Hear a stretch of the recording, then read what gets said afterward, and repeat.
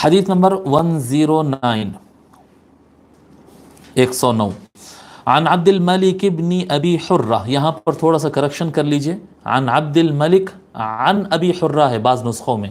جس کے نسخوں میں عن عبد الملک کے بعد پھر لفظ عن آ رہا ہے، اس کو نکال کر بے نون لکھ لیجئے، بن کر دیجئے اس کو، عن عبد الملک عن ابی حرہ نہیں بلکہ بن ابی حرہ، بے نون لکھ لیجئے آپ وہاں پر، جن کے سامنے کتاب ہے وہ کریکشن کر لیں، وہاں پر عن کو کاٹ دیں اور اس پر بن لکھ دیں۔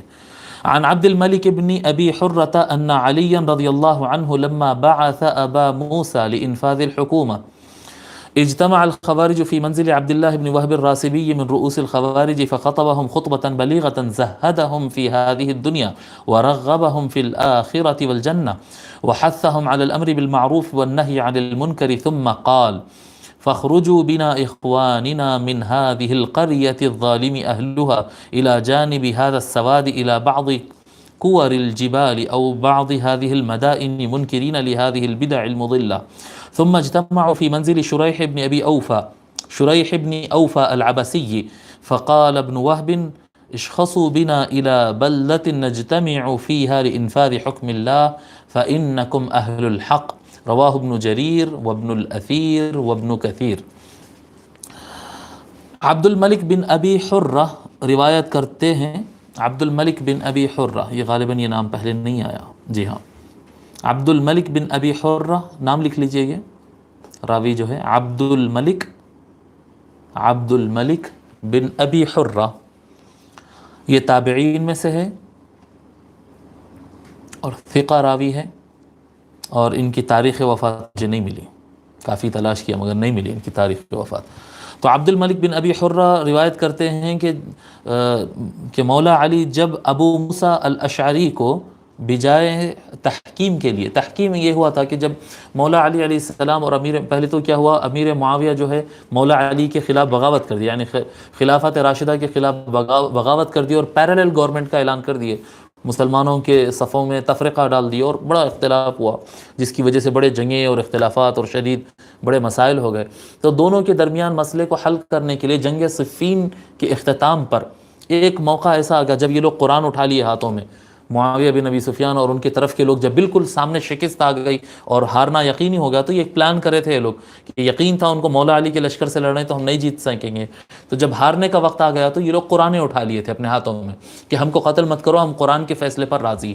جب قرآن کے فیصلے پر راضی ہو گئے تو پھر مولا علی کے لشکر میں یہ جو نہروان والی پارٹی تھی، قراء جن کو کہتے ہیں، کبھی تاریخ سنائیں گے تو انشاءاللہ تفصیل سے سنائیں گے، تو انہوں نے یہ کہہ دیا کہ مولا علی سے آ کے انہوں نے کہہ دیا کہ وہ لوگ قرآن اٹھا لیے، اب جنگ روک دو۔ تو اس وقت تو مولا علی فرمائے یہ بات کہ یہ ان کا قرآن اٹھانا یہ جسٹ ایک سازش ہے، یہ قرآن کو ماننے والے لوگ نہیں ہیں، اگر قرآن کو ماننا ہوتا تو پہلے ہم نے ان کو کئی مرتبہ قرآن بتا چکے ہیں، قرآن ان کو بتا چکے ہیں کہ قرآن میں یہ حکم ہے، اس کے باوجود یہ نہیں مانے، لیکن وہ قراء مانے نہیں، یعنی مولا علی کا لشکر دو حصوں میں بٹ گیا، اور یہ جو بعد میں جا کر خوارج بنے، وہ جو حصہ تھا انہوں نے بہت زیادہ زور ڈالا کہ نہیں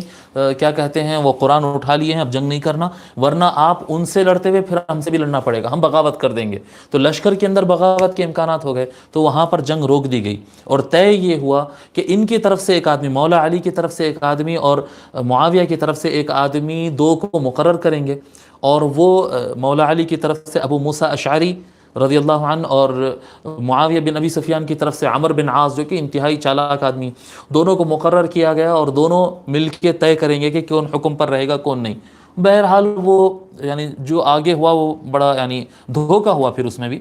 تو وہ آگے تاریخ کا حصہ ہے تو میں وہاں اس میں نہیں جانا چاہتا، لیکن جب دو لوگ کو مقرر کیا گیا ہے کہ یہ دونوں مل کر فیصلہ کریں گے، تو وہ جو قاریوں کا جو طبقہ تھا لشکر میں وہ طبقہ پلٹ گیا، اور انہوں نے کہا کہ بھئی قرآن کے فیصلے کو ماننے کی بات ہوئی تھی، ہم قرآن کا فیصلہ اور اللہ کی حکومت کو مانتے ہیں، یہ دو آدمیوں کو تم حاکم کیسا بنائے، ریفری، حاکم، فیصلہ کرنے والے جج، دو آدمی کو کیسا بنائے، ہم تو قرآن کو مانتے۔ مولا علی نے ان کو بہت سمجھایا اور کئی لوگ سے یعنی ان سے بات کیا، لیکن وہ مانے نہیں، اور وہ بالکل پھر بغاوت کر کے مولا علی سے الگ ہو گئے، جس کی وجہ سے جنگ صفین رکنے کے بعد پھر جنگ نہروان الگ سے ایک جنگ لڑنا پڑا، جو جا کے یہ طبقہ جو نکلا پھر خارجی ہو گیا، اور یہ میں جیسے کہ پہلے بھی عرض کیا کہ ایک جنونی طبقہ ہوتا ہے یہ، اور ان کو صحیح بات بھی صحیح نہیں لگتی، کچھ بھی سمجھ میں نہیں آتا، بس ان کو یہ سمجھ میں آتا ہے کہ سامنے والا کافر ہے اور ہم کو ان سے جنگ کرنا ہے۔ اب جب یہ طبقہ، راوی کہتے ہیں کہ جب مولا علی نے ابو موسیٰ کو بھیجا تحکیم کے لیے، لانفاذ الحکومہ، تحکیم کے لیے ان کو ذمہ دار بنا کر بھیجا، اجتمع الخوارج فی منزل عبداللہ ابن وہب الراسبی، تو یہ جو خوارج تھے، یہ جو الگ ہو گئے تھے، بولے نہیں صرف اللہ کا حکم، ہم کسی کی حکومت نہیں مانتے، یہ طبقہ جو الگ ہو گیا تھا، یہ لوگ عبداللہ بن وہب الراسبی کے گھر میں جمع ہوئے۔ عبداللہ بن وہب کون تھا؟ یہ خارجیوں میں سے ایک بڑا خارجی تھا، ان کے بھی سردار تھے نا کئی، ان میں بھی یعنی کئی لیڈر ان کے سامنے ابھر کے آئے تھے، ان میں سے ایک تھا عبداللہ بن وہب الراسبی، اس کے گھر میں جمع ہوئے، اور جب یہ کہتے ہیں تو وہ اپنے لوگوں کو جمع کیا اور جو ہے اس کے گھر میں بہت زبردست خطاب کیا، بہت پرجوش خطاب، جی فخطبہم خطبۃ بلیغۃ، یہ خارجی عبداللہ بن وہب الراسبی جو ہے زبردست خطبہ دیا، اور یعنی دلوں پہ اثر انداز کرنے والا، زہدہم فی ہذہ الدنیا، اور ان کو خوب دنیا سے بے رغبت کرایا، بولے یہ دنیا میں کیا رکھا ہے، جو کچھ ہے آخرت میں ہے بس ختم، ورغبہم فی الآخرۃ والجنہ، ان کو خوب ترغیب دلایا کہ جو کچھ جینا ہے ہم کو آخرت میں جینا ہے اور ہم کو جنت ملنے والی۔ یہ آج جو ہوتا ہے، یہ آج بھی وہی ہوتا ہے، دیکھیے آپ دنیا میں کیا رکھنا ہے، یا تو بم بلاسٹ کرو، خودکش دھماکہ، سوسائڈ بامبنگ کرو اور مر جاؤ، اور بس وہاں پر جو ہے آپ کے لیے حور اور نہریں اور فلاں فلاں سب انتظار میں ہیں، جنت میں چلے جاؤ، بس وہ اسی انداز پہ اس کی تقریر تھی۔ وحثہم علی الامر بالمعروف والنہی عن المنکر، پھر ان کو یعنی ترغیب دلایا کہ خوب تم جو ہے بھلائی کا حکم دینا اور برائی سے لوگوں کو روکنا۔ ثم قال، پھر اس کے بعد اس نے کہا فاخرجوا بنا اخواننا من هذه القرية الظالم اهلها، اے ہمارے بھائیوں بس بہت ہو گیا، اب یہ بستی میں ہم کو رہنا نہیں ہے، چلو اس بستی سے ہم نکل جاتے ہیں کہ یہ بستی کے لوگ سب کے سب ظالم ہو گئے، اب یہ ساری مسلمان بستی ہے، ساری مسلم آبادی ہے، بولے نہیں یہ سارے کے سارے جو ہے ظالم ہو گئے ہیں یہاں کے لوگ، اور سب مشرک اور کافر ہو گئے، ختم، یہاں سے نکلو، اہلھا الی جانب ھذا السواد، چلو اس یعنی اندھیرے علاقوں میں چلے جاتے ہیں، الی بعض کور الجبال، چلو ہم پہاڑیوں کی طرف چلے جاتے ہیں، بستیوں کو چھوڑو اور پہاڑوں کی طرف نکل جاؤ، پہاڑوں کی طرف۔ آپ دیکھے ہوں گے نا بعض ویڈیوز یا بعض فوٹوز، یہ کیا کہتے ہیں افغانستان یا دیگر علاقوں میں طالبان کیسے، یا القاعدہ کے لوگ کیسا جو ہے پہاڑوں میں بیٹھتے ہیں، بس وہی نظارہ 1400 سال پہلے بھی وہ سارے مناظر ہو چکے تھے، چلو پہاڑوں کی طرف نکل جاتے ہیں۔ وَإِلَى بَعْضِ هَذِهِ الْمَدَائِنِ، یا پھر ہم کچھ دوسرے بستیوں کی طرف چلے جاتے ہیں، یعنی اس شہروں سے نکل کر ہم ان کو یہ پیغام دیتے ہیں، منکرین لہذہ البدع الضالہ، پوچھا جائے کہ بھئی کیوں نکل گئے تم ان بستیوں سے، کیونکہ یہ سارے کے سارے لوگ گمراہ اور بدعتی ہو گئے، یہ ان کے الفاظ ہیں، لہذہ البدع المضلہ، یعنی ان کو سارے کے سارے مسلمان، کون مسلمان ہیں یہ؟ جن میں کی میجورٹی یا صحابہ ہے یا تابعین ہے، اس کے علاوہ تو کوئی تھے نہیں۔ محدثین کے مطابق اس زمانے میں دو ہی طبقے ہیں، یا صحابہ ہے یا تابعین ہے، تو سارے صحابہ اور سارے تابعین ان کو بدعتی اور گمراہ نظر آنے لگ گئے۔ فرمایا کہ اس کا انکار کے طور پر کہ ہم اس کو ڈینائی کرتے ہیں، اس کو ہم نہیں قبول کرتے ہیں، ہم اس کو ریجیکٹ کرتے ہیں، یہ بولنے کے لیے ہم اپنے بستیوں سے نکل جائیں گے۔ ثم اجتمعوا فی منزل شریح بن ابی اوفا العبسی، پھر شریح بن اوفا العبسی کے مکان میں یہ جمع ہوئے، وہ بھی خارجی تھا ایک، اس کے گھر میں جمع ہوئے، اور وہاں پر پھر ابن وہب جو ہے سب لوگوں کو سمجھایا، کیا سمجھایا ان کو سمجھایا کہ اشخصوا بنا الى بلدۃ نجتمع فیہا لانفاذ حکم اللہ فانکم اہل الحق، مطلب کہ ایک کام کرو، ایک نئی بستی تلاش کرو جس پہ جا کے ہم قبضہ کر لیں گے اور وہاں پر اسٹے کریں گے، یعنی اپنی ایک الگ کنٹری بنانے کی تیاری ہو رہی، چھوٹی ہی صحیح لیکن ہتھیار اٹھا لیں گے، ہم جا کر اس علاقے پہ قبضہ کر لیں گے۔ کیوں قبضہ کر لیں گے وہاں؟ اس لیے قبضہ کر لیں گے تاکہ ہم اللہ کا حکم وہاں پر نافذ کریں گے۔ انا للہ و انا الیہ راجعون، جاؤ ایک بستیاں دیکھو، کون سی بستی مناسب ہے اس پہ قبضہ کر لیں گے، اور وہ بستی پہ قبضہ کرنے کے بعد ہم جو ہے اللہ کے حکم کو نافذ کریں گے۔ کس پہ نافذ کریں گے؟ انا للہ و انا الیہ راجعون، مسلمانوں کو قتل کرنے کا پروگرام بن رہا ہے۔ فانکم اہل الحق، وہ کہتا ہے کہ بستی تلاش کرو، وہاں پر جمع ہوں گے اور اللہ کا حکم نافذ کریں گے، اور یاد رکھو بس تم ہی حق پر ہو، تم ہی حق والے ہو، باقی سب مولا علی جو ہے وہ معاذ اللہ وہ کافر ہو گئے، اور وہ سارے صحابہ کافر اور بدعتی ہو گئے۔ انا للہ و انا الیہ۔ تو یہ دہشت گردوں کا مزاج ہوتا ہے، وہ اس زمانے سے ہوتا ہے۔ عبد الملک بن ابی حرہ یہ روایت کرتے ہیں کہ اس طرح سے ان کے درمیان گفتگو اور خطابات اور ان کے میٹنگز اس طرح سے ہوئے تھے۔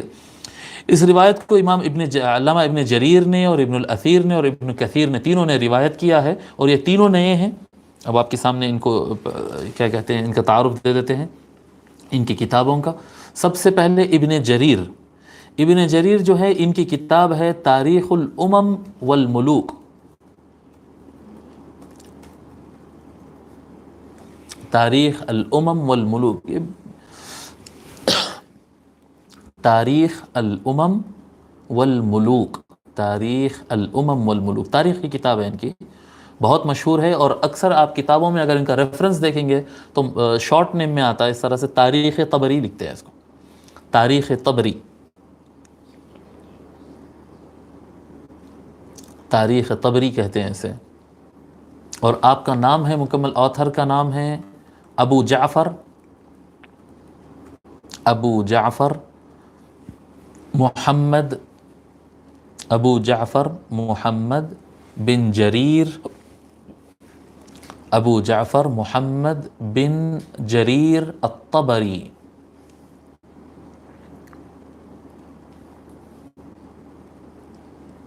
ابو جعفر محمد بن جریر الطبری، آپ کی وفات ہے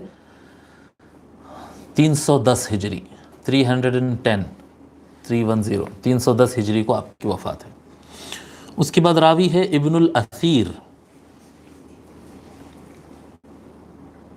الاثیر، یہ سب سے زیادہ یعنی معتبر کتب اہل سنت ہے تاریخ وغیرہ کی۔ ابن جریر تو سب سے پہلوں لوگوں میں سے ایک ہے، بہت ہی زیادہ معتبر۔ دوسری کتاب ہے الکامل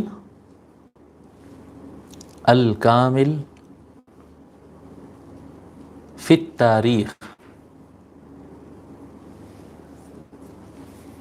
الکامل فی التاریخ،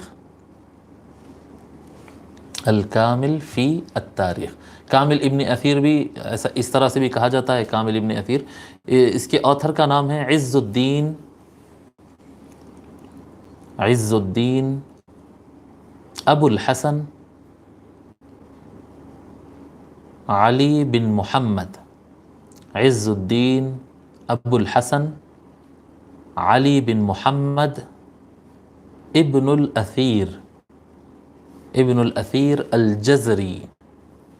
عز الدین ابو الحسن علی بن محمد ابن الاثیر الجزری۔ آپ کا سن وفات، یہ بھی کتاب تاریخی کتاب ہے، آپ کی وفات جو ہے 630 ہجری کو ہوئی ہے، 630 ہجری کو علامہ ابن اثیر کی وفات 630 ہجری ہے۔ اور تیسرا نام مشہور ہے ابن کثیر، یہ ہمارے غیر مقلد بھائی ان کو بہت زیادہ یاد کرتے رہتے ہیں، تفسیر ابن کثیر بہت مشہور ہے ان کی کتاب۔ ان کتاب کا نام ہے البدایہ والنہایہ، البدایہ والنہایہ۔ آتھر کا نام ہے ابو الفدا اسماعیل بن کثیر۔ علامہ ابن کثیر کے نام سے بڑا آپ کے بہت مشہور عالم علماء میں سے، ابو الفدا اسماعیل بن کثیر، ابو الفدا اسماعیل بن کثیر۔ آپ کی وفات 774 ہجری کو آپ کی وفات ہے۔